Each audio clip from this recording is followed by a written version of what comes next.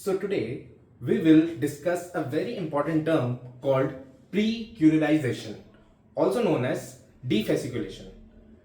This term should be well known to all the anesthesia residents out there. Now, अब ये जानने की ज़रूरत क्यों है हमें? सबसे पहले देख एग्जाम्पल लेते हैं. एक पेशेंट है, उसको आप जीए के लिए इंड्यूस कर रहे हो, आपने मॉनिटर्स अटैच करे, प्रॉपर हिस्ट्री ली, मॉनिटर अटैच करे, आपने प्री मेड्स दिए एंड अब टाइम आता है इंक्यूबेट करने का. So the most common muscle relaxant that we use is succinylcholine, which is a type of depolarising muscle relaxant.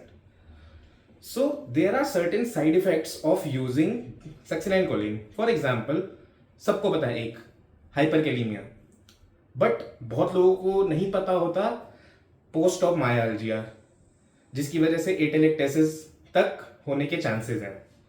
There is sudden rise in serum potassium obviously, then increase in intra gastric pressure, intra ocular pressure, intra cranial pressure.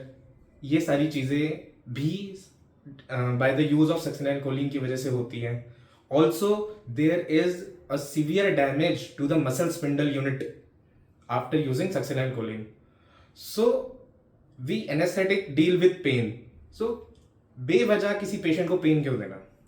So prevent this we have a term called precurization, or it is a technique of preventing all the features, all the side effects of succinylcholine.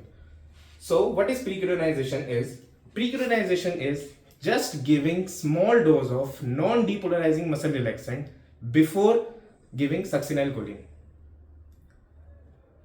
ऐसा समझते हैं, सक्सिनाइलकोलिन देने से पहले अगर हम non depolarising muscle relaxant का थोड़ा सा डोज का मतलब है 10% ऑफ इंट्यूबेटिंग डोज अगर हम उन्हें दे दें तो उससे हमारे जो सक्सिनाइलकोलिन की डोज है वो रिड्यूस हो जाएगी.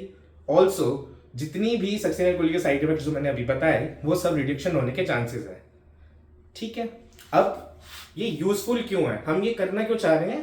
To prevent post op myalgia, to prevent fasciculations, to prevent sudden rise in intraocular pressure, intracranial pressure, intergastric pressure.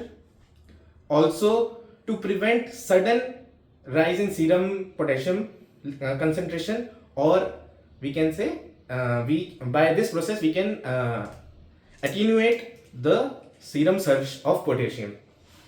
Now what is the timing and mechanism of using this technique? Now understand this, before doing this technique we must ensure that our patient is adequately oxygenated, have given proper analgesia and in a proper sedation. Okay, after this the dose which I tell about, the 10% of the intubating dose is given. Now most of the time we use only vecuronium.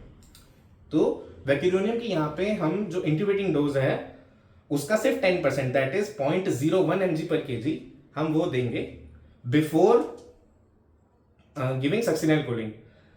अब दोनों drugs के बीच का जो duration है वो at least 3 to 4 minutes होना चाहिए.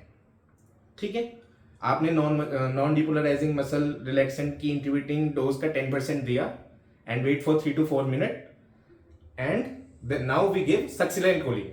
Now what happens? The mechanism behind this is